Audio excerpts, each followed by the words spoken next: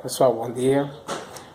Nós acompanhamos hoje uma sucessão de notícias que nos deixaram tanto quanto tristes, né?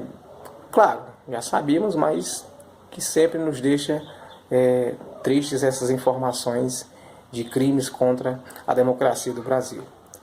Mas a questão que eu trago hoje é para falar de uma sucessão de crimes cometidos pelo presidente Jair Bolsonaro, que foram inclusive fundamentados, né, no impeachment popular apresentado esses dias lá em Brasília. Um impeachment coletivo que reuniu mais de 400 entidades, partidos políticos como o PSOL, como o PCdoB, como o PT, né?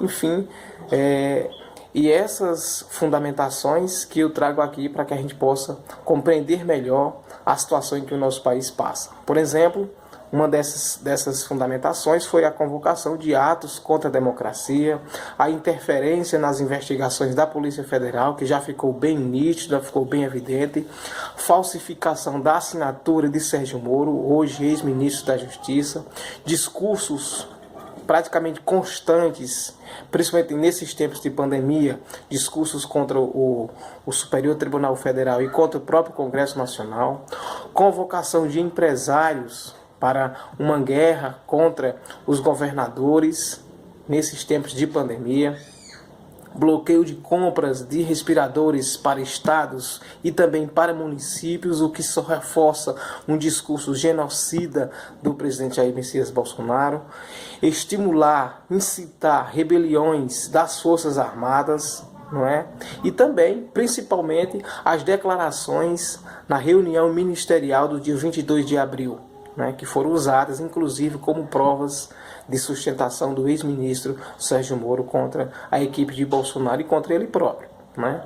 Eu trago aqui uma sucessão de frases estarrecedoras, frases antidemocráticas, frases anticonstitucional, frases que são ditas simplesmente por pessoas que não têm nenhum apreço pela democracia, frases que são ditas simplesmente por pessoas que não têm nenhum apreço pelas instituições democráticas, né? E pessoas assim, que não têm apreço pelas instituições democráticas, têm que ser tem que sofrer um impeachment de forma brutal, de forma urgente, né? Por exemplo, frases ditas por Bolsonaro, que eu compartilhei inclusive, né, no Facebook ontem à noite, né? Como por exemplo, ele disse: eu não vou esperar, desculpe a expressão, mas foi dita por ele mesmo, não vou esperar foder minha família toda, de sacanagem, ou amigos meus, porque eu não posso trocar alguém na segurança, né, na ponta de linha. Vou trocar. Repetir de novo. Eu não vou esperar foder minha família toda, de sacanagem, ou amigos meus, porque eu não posso trocar ninguém na segurança, na ponta da linha. Vou trocar.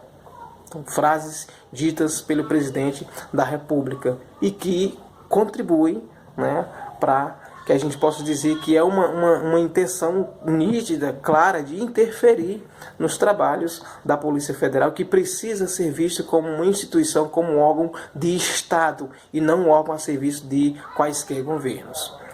Uma frase também dita pelo ministro da Educação, Weintraub: eu, por mim, botava esses vagabundos todos na cadeia, começando pelo STF.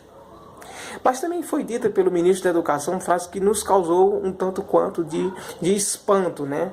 Disse que odeia esse negócio de chamar povos indígenas, odeia esse negócio de chamar de povos negros, de povos ciganos, porque, segundo ele, isso é privilégio. Não sei se o ministro sabe, mas povos como esses no Brasil, povos indígenas, povos negros, povos ciganos, não tiveram e não têm privilégios. Muito pelo contrário, são povos massacrados, são povos que ainda hoje têm que lutar por terras, são povos que ainda hoje têm que lutar por reconhecimento de sua cultura, por reconhecimento de sua língua, enfim, são povos que não dispõem de privilégio. Lutam para conseguir igualdades de direito, né?